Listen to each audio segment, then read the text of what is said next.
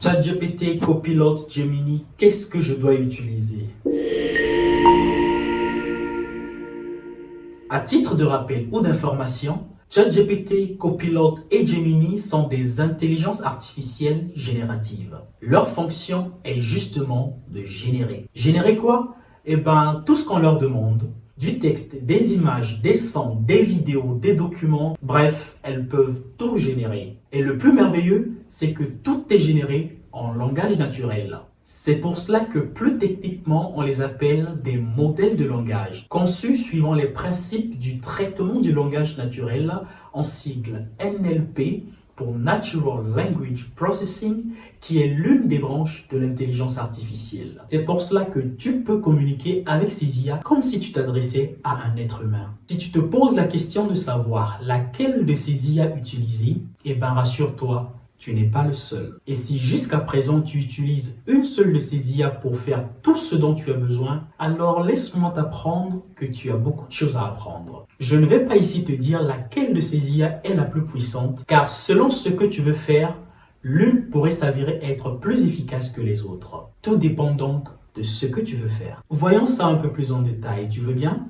Copilot est l'IA générative développée par Microsoft qui lui-même possède un moteur de recherche, à savoir Microsoft Bing. Ce qui fait que Copilot a un accès direct aux données de Bing. De même, Gemini est l'IA générative développée par Google qui lui-même possède un moteur de recherche que tu connais bien, Google. Ce qui fait que Gemini a un accès direct aux données de Google. Mais attention, je ne suis pas en train de te dire que Copilot n'a pas accès aux données de Google ou que Gemini n'a pas accès aux données de Bing. Ce que je vais te faire comprendre, c'est que Copilot et Gemini sont des IA qui ont été développées par des entreprises possédant des moteurs de recherche. Ce qui m'emmène à te dire que si tu veux faire de la recherche documentaire, recherche d'informations, recherche de données, oublie ChatGPT, va sur Copilot ou sur Gemini. Je ne te dis pas que ChatGPT n'est pas efficace pour la recherche. Tu verras par exemple que lorsque tu fais une recherche avec Copilot, Copilot aura tendance à te donner les sources de ces informations. A contrario, ChatGPT ne te donnera pas de sources si tu ne lui demandes pas. Et même si tu lui demandes des sources,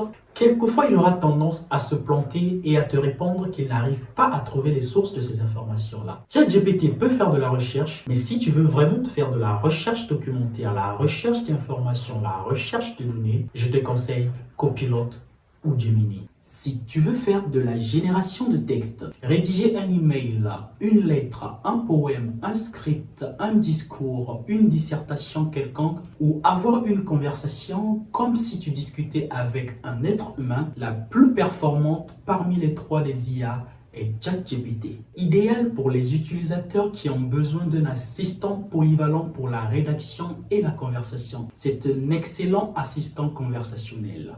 Si tu veux faire de la génération d'images, générer une image à partir d'une description, je te conseille Copilot avec son extension plutôt sympa, Designer, ou ChatGPT boosté par DALL-E. C'est excellent pour générer des images à partir de descriptions. Si tu es un programmeur, un développeur ou un codeur en général et que tu as besoin d'un assistant intelligent comme un coéquipier dans un projet de développement mais qui sait tout faire, la plus puissante et la plus performante des trois IA est Copilot. Copilot est particulièrement idéal pour l'assistance à la programmation informatique. Et oui, je pèse bien mes mots, en matière d'assistance en programmation informatique, en développement d'applications, Copilot est beaucoup plus performant que ChatGPT. Et ça, même ChatGPT le reconnaît. Le seul problème, c'est que dans la version gratuite de Copilot, la limite de caractères que tu peux fournir dans ton prompt est beaucoup plus réduite qu'avec ChatGPT. C'est pour cela qu'en matière d'assistance en programmation informatique, je mettrai ChatGPT en deuxième position juste après Copilot. Mais je vous assure, et vous pouvez le vérifier, Copilot est le meilleur assistant intelligent en matière de programmation informatique.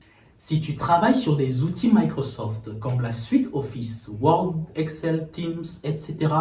et que tu as besoin d'un assistant intelligent pour t'aider dans les tâches qui te semblent un peu compliquées, la meilleure des IA parmi les trois est bien évidemment Copilot de Microsoft. Copilot fonctionne parfaitement avec les outils Microsoft, aide à automatiser les tâches répétitives et à améliorer son efficacité. C'est un excellent assistant dans l'utilisation des outils Microsoft. Si tu travailles sur des outils Google comme le Workspace, Google Docs, Google Sheet, Google Drive, etc. et que tu as besoin d'un assistant intelligent, la meilleure de ces IA est bien évidemment Gemini de Google.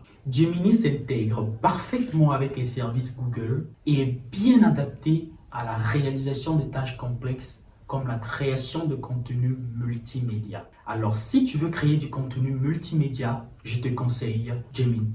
Si tu veux faire de la traduction par exemple, ChatGPT, Copilot, bien sûr le font correctement, mais Gemini est bien meilleur. Donc pour les travaux de traduction d'une langue à une autre, je te conseille d'aller directement sur Gemini. Enfin, si tu veux réaliser des tâches complexes qui ne concernent pas le développement d'applications, qui ne concernent pas la programmation informatique, Gemini est bien meilleur que les autres. Surtout quand ces tâches sont liées à la gestion des données, je te conseillerais Gemini. En résumé, tu comprends donc qu'utiliser ChatGPT, Copilot ou Gemini dépend exclusivement de ce que tu veux faire. Selon la complexité du travail que tu fais, selon le type de ce travail-là, tu devras choisir entre ChatGPT, Copilot et Gemini. Quoique toutes sont des IA génératives, certaines sont beaucoup moins adaptées que les autres pour la réalisation de certaines tâches et certaines s'avèrent être plus efficaces que les autres